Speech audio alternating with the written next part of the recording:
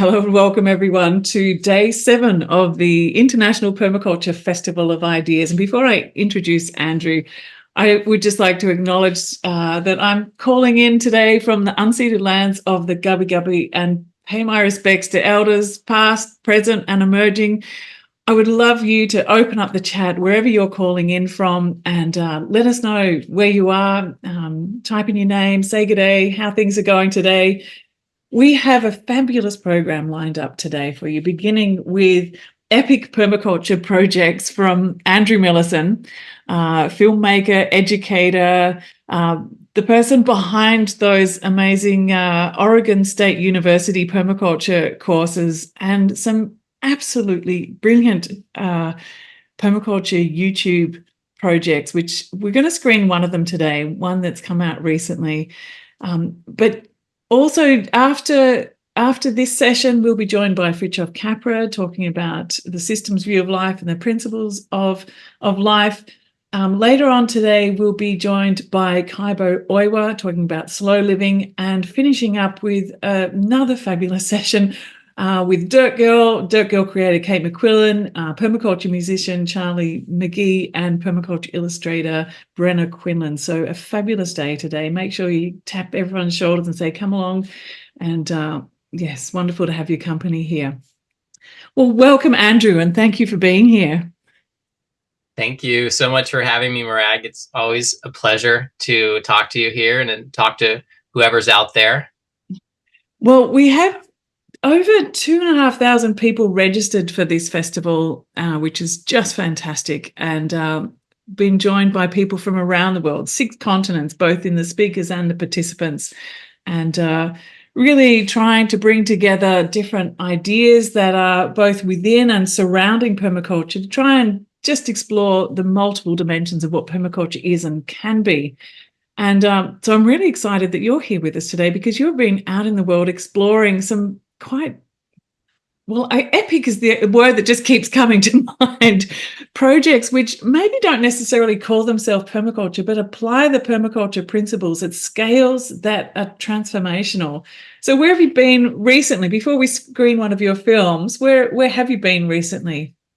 Yeah, most recently I was in southern Spain. I was visiting a few different projects. One of them was a regenerative seawater agriculture project. So I'm in the middle of editing that video right now. So I'm sort of steeped in the salt water. And basically there's 2 billion acres of salt affected land on the planet, whether coastal marshes or places where the aquifers are only salt water, or places where land degradation has salinated the land. And there are some really brilliant people out there figuring out how to create agriculture with halophytes, plants that grow in salt water. So I visited that project in Spain, and I visited the ecosystem restoration Camp Altiplano, met up with John D. Liu there and filmed that project. So that's my most recent trip. Yeah. And the film that we're going to screen is from the project in the sort of the mid-top part of Africa, where it's around Senegal, I believe, holding back the desert. Maybe just offer a bit of a quick intro to that before Maya screens it Hello, Maya, from behind the scenes. Yeah. Well, the crazy thing about that project, you'll see all about it, but the crazy thing about that project is that's a very small, young project compared to what the WFP, the World Food Program, has actually done throughout sub-Saharan Africa. And so right now I'm actually talking with the WFP to plan another trip to see their really big projects in Niger and Chad. And we do have some B-roll from the larger scale and more mature projects. Some of the questions that come up when people watch the video that you're about to watch, the main questions I see in the comments of the video, people are like, oh, but when the WFP leaves, what's going to happen? It's just going to fall apart, right? Sort of critical nature. And so I would say that look carefully at the some of the drone footage that I got from the WFP, and you'll see what these projects actually mature into. Because they have some of these projects similar to what you're going to see that are a decade old right now. Some of the other questions that come up are, why does an outside international organization need to come to these places at all? Why do these people need the WFP to come there? And so that's a question that I'd like to answer as well in the future, right? Because, obviously there's been a lot of shattering that happened with colonialism and all the history of everything that's gone on. So, it's just something to keep in the back of your mind that I will answer in a future video. But I've been astounded by the response to that video. It's sort of like magnitudes larger than anything else I ever did. And, just we'll talk about it later. I guess the question for you when you watch it is, why did this video strike such a chord in people? I have my guesses, but that's what I would invite you to think about. Maybe you can give some answers after we watch it. Okay, great. Thank you. And with that introduction, Maya, if you'd like to open up and start screening.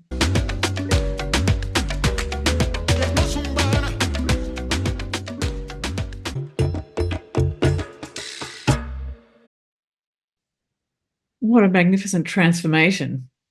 And like you were saying too, using Indigenous strategies. So, there's comments in the chat saying, why are we doing this in more places? Why is it that it gets to that point before it actually starts to, be transformed back? Like, what happened to those Indigenous knowledge practices in the meantime as well? But you did ask a question before. I wonder if anyone had any response to that. Why this film of all of Andrew's films has absolutely gone through the roof. It's gone viral.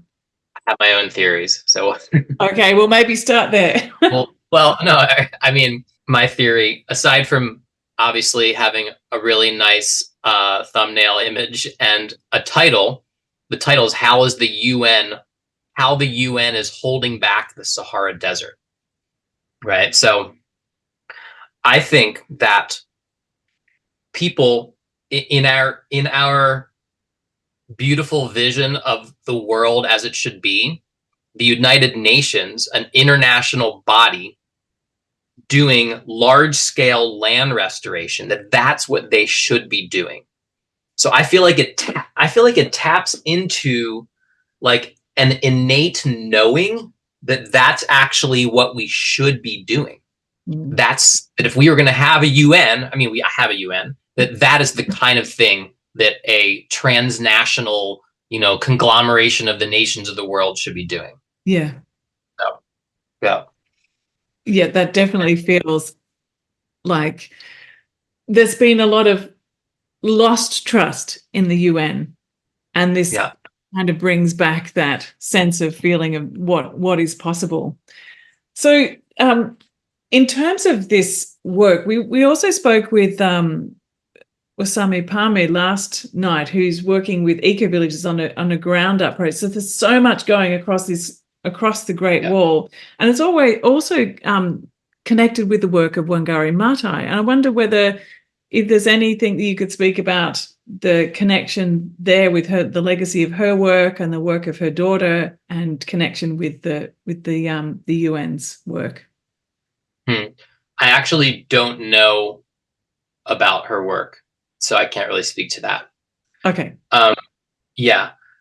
I would say, as far as the connection with the UN, I mean, I can kind of address that a little bit, is that the UN actually has a resilience program, and they have been working, especially this guy, Voli, who's been the head of resilience for many years.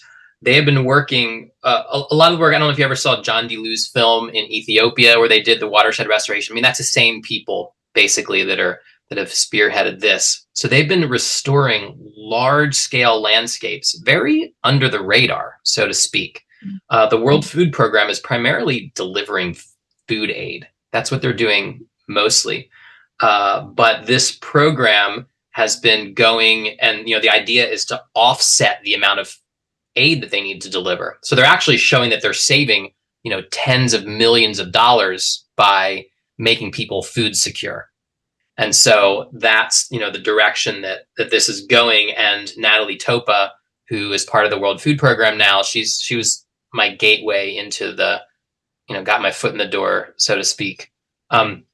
There's one thing actually from a previous comment you made that I just wanted to say.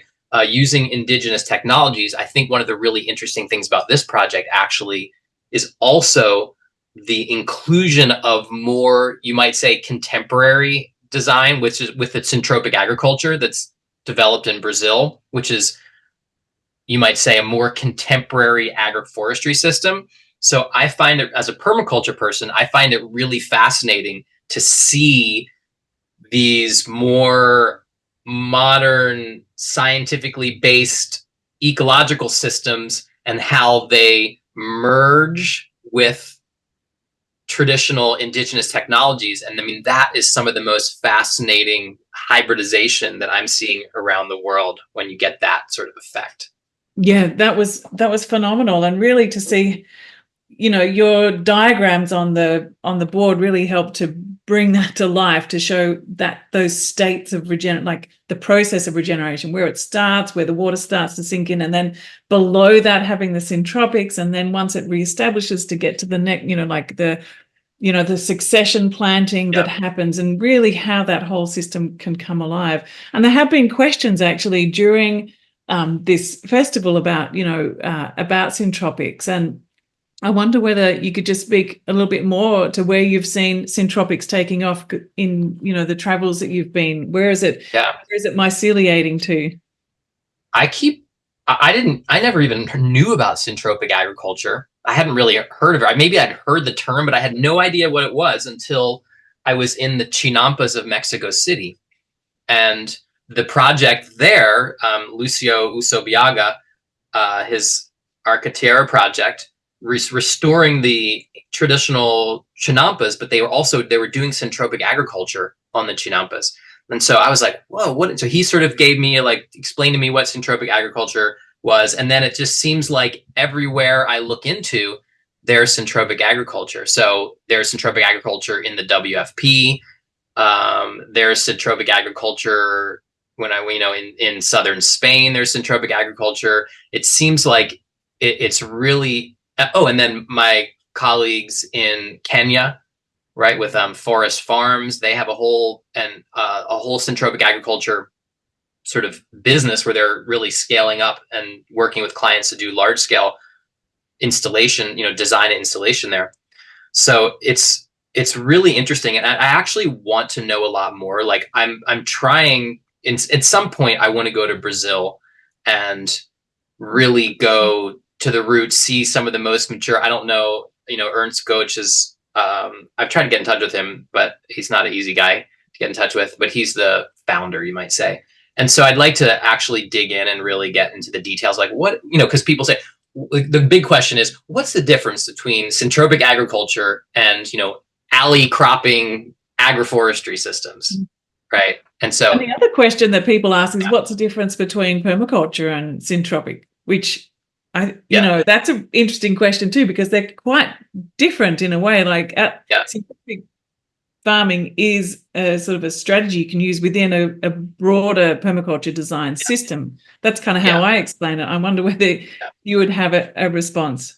Yeah, I would say the same thing. I'd be like, permaculture is a whole systems design science. So we're looking at housing, we're looking at energy systems, we're looking at water flow.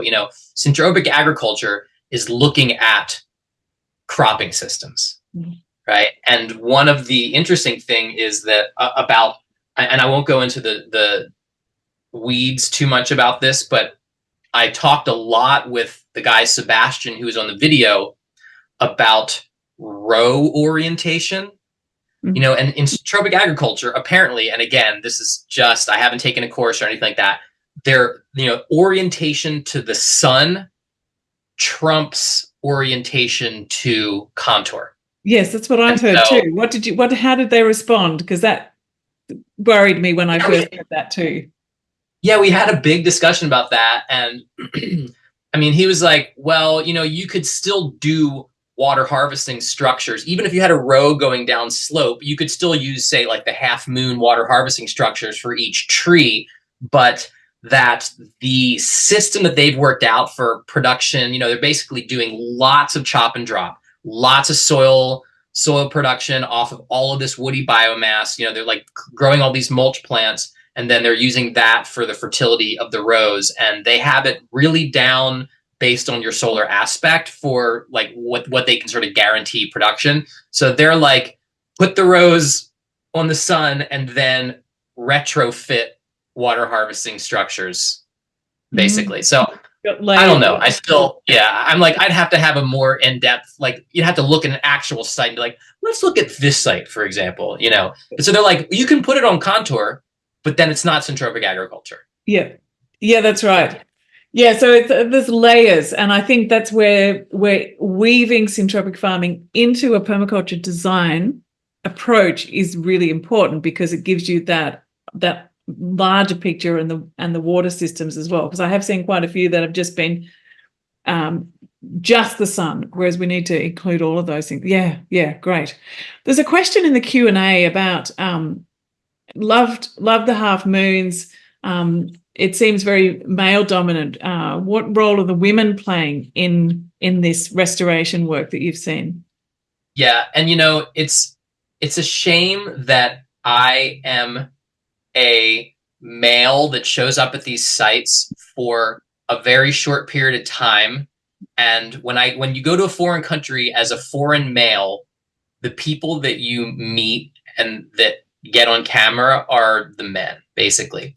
And like, so many of the projects that I've documented, and this same goes for India big time, is like, there are really important, strong women behind these projects. And, oftentimes they're not English speakers. I need to talk to the English speaker. And oftentimes, the protocols of a foreigner visiting a village, visiting a community, is you are welcomed by, the men who lead things. So, unfortunately, like, because of that, I'm not able to paint as much of a picture of the importance of how important women are in these projects, and so that's just like, it's kind of just what it is. And I recognize that. And I try to remedy that. But I would say that the women's groups, and through some of in this particular video, I really tried to throw B-roll of that the WFP gave me, of like the women meeting in the groups, to kind of like show how key women are to this design. But, they have these participatory design processes, and the women are absolutely pivotal to those participatory processes.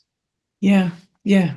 Thank you for that response. And it is the limitation, as you said, of showing up. And even if I showed up in those places, still there's the protocols of going through the cultural dynamics in place. So yeah, you may have to live somewhere for some period of time before, like, you get past the layer of men that you are, that it's appropriate for you to interact with. What we're doing at the moment with a lot of the communities across East Africa, and particularly in the refugee communities, is supporting the access to cameras and also knowledge. So Stacey, who you met just earlier, who's behind the scenes. Hi, Stacey. Her son is a filmmaker and has been helping to run classes to support filmmaking skills in the communities themselves, which is then a way to help get the stories told, which might then really help to tap into some of those things that you're asking about, Monica. Yeah, thank you for the great question. Gosh, there's a really long question here. Have you been reading that, Carrie? Is there, Carrie, did you want to speak that question out rather than me trying to read it with the right intonation? It's a long question.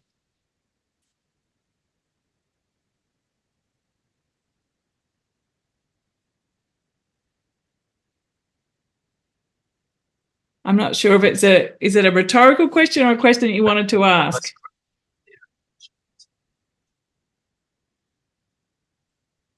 Anyway, please, if there's a question, please drop it over into the Q&A. And if anyone wants to actually put their hand up, we can bring you into the screen.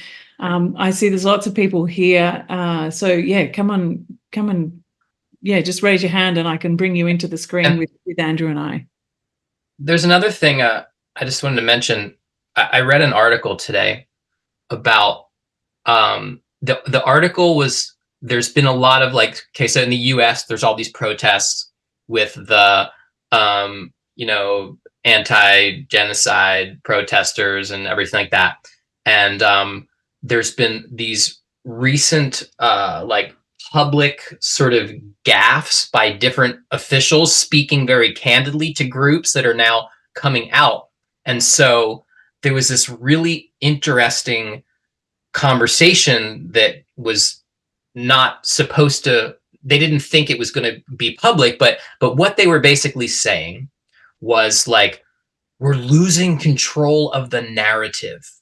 If we lose control of the narrative, then that could actually negatively impact, our ability to wage war, right? And it was this, I saw this article, and it struck me with this type of work. It's the narrative that the people who, really have a lot of power, military and governmental power, control of the narrative, the story. But I guess what it made me feel is the story is so powerful.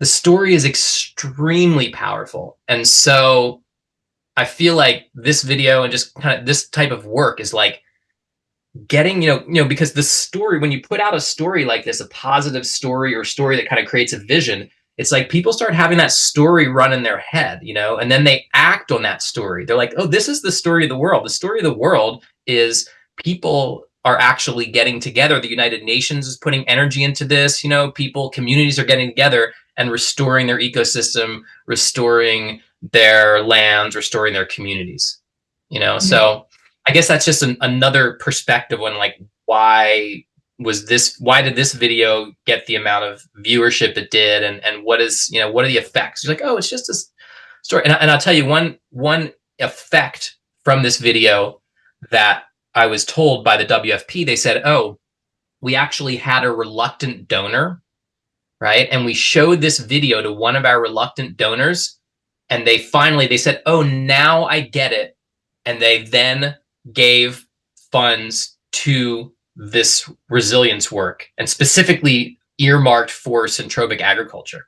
Mm-hmm. So a story actually has the power to move resources. Yeah, it's incredibly powerful, the stories that you're telling. And while this one has multiple millions, many other of your stories are also hitting the millions mark as well, which is just phenomenal. So, while you're still teaching permaculture, you seem to be shifting a lot more into this work of being out in the world, telling these sort of this new narrative. And I wonder what other ways you've seen it land and have had a transformational effect in terms of opening up possibilities. Yeah, well, I've done a lot of work with the Pani Foundation in India. I've done 6 different videos I've spent a good amount of time visiting their projects, visiting their villages now. And I have had a number of people, organizations contact me from different places in the planet. One's in Bolivia, one's in Mexico, about actually wanting to do their own water cup competition, right? So, this idea of a competition to see who can do the most water harvesting structures, who can do the most agroforestry projects, most restoration, So I think that idea seeped out into people's consciousness that you could actually gamify restoration, and permaculture work. So I think that there's been some concepts that have just kind of gotten out there at this point, and I've also seen a lot of examples of how people have applied, just from the Chinampas video from Mexico City. And I've had a lot of people talk to me of just all the different places that has spread that one concept. Because some of it's just like, you're like, oh, right, lower the wet parts and build up the drier parts and create more edge. And then you have aquatic and terrestrial cultivation. You're like, a little light bulb go up, they're like, ding, a little light bulb goes off above your head when you get this basic concept. So some of it's just like putting out these concepts, and then I hear little things, but they also just sort of rumble out there, and you'll never know the impact really, because it just does get into people's consciousness. Yeah, I wanted to ask you as well, because the other film that we were thinking about screening today was one of the ones from India, actually, and it was a village that has been rehydrating its landscape, and not just the village, but the region, and looking at that collective process of rehydration. Now, maybe you could tell us a little bit more about that, but at the same time, I wonder why or how we can be translating this more collective approach to places like America and Australia, where we're just so stuck in our individual properties and what we can do within our boundaries, whereas why these are successful is because they're beyond that. Yeah. Now, India, I love India. India is just such a wonderful place. And there is very deep in the people's, collective consciousness is the spirit of cooperation. Now, of course, I don't want to actually put India on too much of a pedestal. India has lots of its own problems. But in living memory, Mahatma Gandhi did the Salt March. Like in living memory, millions of people in India spun their own cloth, and like the British colonial plan crumbled there. Right. So, that is like, it's right there. And I can give a lot of really interesting examples of ways that I've seen the collective power in India, and that's like probably take this whole time period, so I won't get into it too much. But that is there. That's one thing. Number two, their village boundaries are very old, right? All of their settlements have been there for a long, long time. And so the boundaries of the villages typically follow the boundaries of the watersheds. So you have the overlapping of ecological and governance, right? So when the village makes a decision, the decision is about the watershed because that's their boundary. So it's like here in the US, just the fact that we have this grid of property ownership that does not correspond to ecological boundaries, to watershed boundaries. That's actually what I call the fundamental flaw of Western civilization, is superimposing a non-gridded property ownership network over the natural landscape, right? So that's one. Those are two things that India really has. And then the other thing is, there's a few other things. One, there is a very ancient legacy of water harvesting because it's a monsoonal climate. And in a lot of these places, Rajasthan, it's like 9 months of extreme heat and drought. I have another video. I'm still making videos from India. I got 2 more, but one of them is the driest part of Rajasthan, the Thar Desert, showing and I went to places where, they get like 2 rainfalls a year and the groundwater is saline. And so it's all about surface storage, maximizing surface catchment. So they have all of these old, and then the step wells. There's this beautiful ancient technology. So they have all of this really old legacy to work off of. They don't have to sort of make anything up. They're just like, oh, what did our ancestors do? We have encyclopedias worth of strategies that we could employ. So, and then, you get basically like add in desperation, add in starvation and wells drying up, and you get the right sort of spark of a person who basically, like a lot of the organizations I have visited there, Lakshman Singh and GBNML is the one that video is about. Another one that I'm still making this video about is called Gravis. And they say, we are a Gandhian-based organization. right? We followed the principles of Gandhi, lifting up the poor, collectivism, collective, volunteerism, collective work. And so that, like, it's very, in America, if you're like, we're creating a Gandhian based organization. So everybody out, okay, we're all gonna, we're gonna get all the neighbors out together. Like, just doesn't go over as well, So, yeah, so there's just so many spectacular examples of that community, politics, and ecology and agriculture all overlapping like perfectly. Yeah. And I think that, I even look at Australia and the we're full of, I think, 200 and something Indigenous countries. And each one of those overlaps with an ecological system. So traditional governance is ecological governance simultaneously. And I think we need to pay attention to that and really look at our governance structures, and also to expand our thinking when we're thinking permaculture projects, to look to how we can expand to a bioregional awareness, and not necessarily have bioregional organizations, but to create the connections and threads of possibility. And Daniel Christian Val was here earlier in the festival talking about this. So, there is a festival playlist. I'm just speaking to everyone who's here now. If you miss any of the topics, please go back and have a look at the playlist. It's going to be available there for you to dip into anytime you want. Maybe, Stacey, if you wouldn't mind dropping in the festival playlist, that'd be great. And also, just while we have a couple more minutes with Andrew here, that if there are any questions, I'd love for you to drop them into the Q&A. Joanne just dropped one in. Thank you. Have you noticed adjacent people restarting these methods?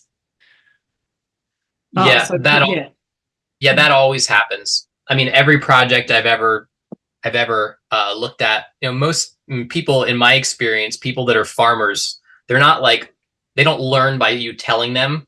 They learn by, oh, what's going on, by seeing. So in all of these projects, they do it, enough time goes by, and the neighbors start to go, you guys have water and we don't, right? Or you're prosperity. They see prosperity, because that's what happens when you do these things. I mean, when you have water, when you're building soil, when you're diversifying your food sources, when your ecosystem's restoring, you end up having prosperity. So the prosperity becomes a really big motivator. And then all of these projects I've ever seen like this, whether it's the Pani Foundation or Lakshman Singh and Laporia, or even the projects in Senegal. There's the other video I'd made from Senegal is a wonderful project as well.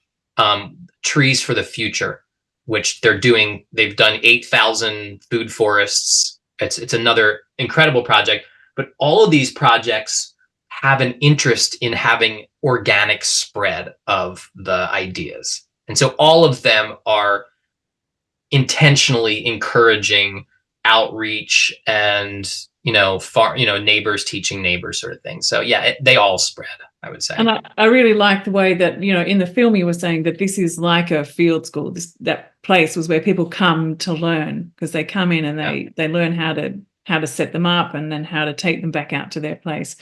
I was talking to Marina O'Connell earlier in the festival too. She's based at Huxham's Cross Farm, just down the road from Schumacher College. And she was talking similarly about how they've been rehydrating the landscape and restoring the soil, and that when there was a drought in England, I mean, it's not very common, but it's starting to happen, that everyone was looking across saying, how come you're green? Can I have some of your grass? And saying, well, actually, no, we need that to restore. So this thing of looking across, so wherever you are, whatever place you've got, to be really sharing your story. So even if it's simple filmmaking or storytelling or sharing out, just let people see around you, but also share it further. You don't have to be a master filmmaker to be able to share out your story and help to shift the narrative. And a non-media strategy would be just like at my place here. I have a school right down the street. I have like kids all the time walking up and down. So I have edible foods planted all on the sidewalk, basically figs and cherries and plums and different types of berries and stuff. So just like I feel like that's outreach. Yeah it's like changing the narrative. I feel like if every kid grew up knowing that there was just food lining the sidewalks and the roads. I mean, that's world peace right there. Yes, right? exactly. There's a couple of questions that have dropped in. One was the follow-up question from Joanne, who asked the previous one, was really about, what about grazing? Do these areas need to be protected to stop the grazing animals coming in? How do they manage that? Because that was a big question that came up last night with they were having to put up fences to actually get this regeneration to happen. And just to grazing sorry. You think she's talking about the Senegal project? Yes. Yeah. Okay. Yeah, so they did put up a fence. That was one of the big expenses of the WFP. But basically, it comes down to agreements between farmers and pastoralists, because the pastoralists can actually control their herds, right? So they have some projects. WFP has some projects, hopefully that I'll see in Niger, that are so big that there's no way you could fence them all. But they really have to work. But they have to work on the community discussions and including all of the different stakeholders and making sure that that the stakeholders they include are the pastoralists, because the pastoralists actually, like, some projects, they've had armed guards there to keep, people out while the plants were coming. One project, the pastoralists were not included initially, and they went and they cut the fence and they let their livestock in. And then, the reaction from the community in the WFP was, they brought them in, said, they were actually upset that they hadn't been given some land themselves. Yeah. So it turned out that a lot of the solutions to that are communication based. Always, isn't it? Yeah. And really involving everyone who needs to be involved. And the final question we've got here is, how are the seeds and trees grown and distributed? So, like a lot of that was talking about, I heard, indigenous local species of the sorghums and the millets, but also lots of fruit trees, and like where is all that coming from? Yeah, that's actually really interesting. The syntropic agriculture people, because Brazil has a very similar, a lot of there's syntropic agriculture projects in very similar climate to the Sahel, and so they actually are importing certain varieties. And again, that's like very permaculture in a sense, like, what are your best varieties? And so they're trying to get some really good opuntia, like prickly pear varieties going, because they don't really have those good ones in Senegal, and various fruit trees and such. And so the WFP is actually doing a lot of work to locate and then going through the sort of arduous process of importing species, because you have to go through different agricultural checks and that sort of thing. So that's happening. As far as distributing it, they don't have a nursery, because, and I was like, why don't you guys have a nursery? Like, because they don't have the skill set in that area to run a nursery. The WFP is not there all the time. I mean, they're so the goal, and I think of any project like this, is have a bioregional nursery. And I would assume that they would get there eventually. But right now they're still basically in the like collecting genetic material. Yeah. Thank you. Well, thank you so much for joining me today here in the festival, and thank you everyone who's here and been asking questions and making comments. We'll have a short break now before we're joined by Fritjof Capra. But I just want to thank you so much, Andrew, for everything that you do and sharing out these amazing films with the world, and really switching on those light bulbs, because it's when you see what's possible, it does shift the story, and it changes in your heart this sense of like, like it's not, there is devastation, but there's possibles to transform this, sometimes actually quite rapidly, really. Yeah, it's true. I mean, things can change really quickly, especially if we decide to change in mass. It's incredible how fast things can change. And so keep tuning in. I'll keep showing you examples of massive change as I'm traveling and reporting them. Yeah. And thank you so much for having me. I really appreciate it. And thank you, Andrew. Take care. Out there. Yeah. See you later. Right. Okay, bye. Bye. God,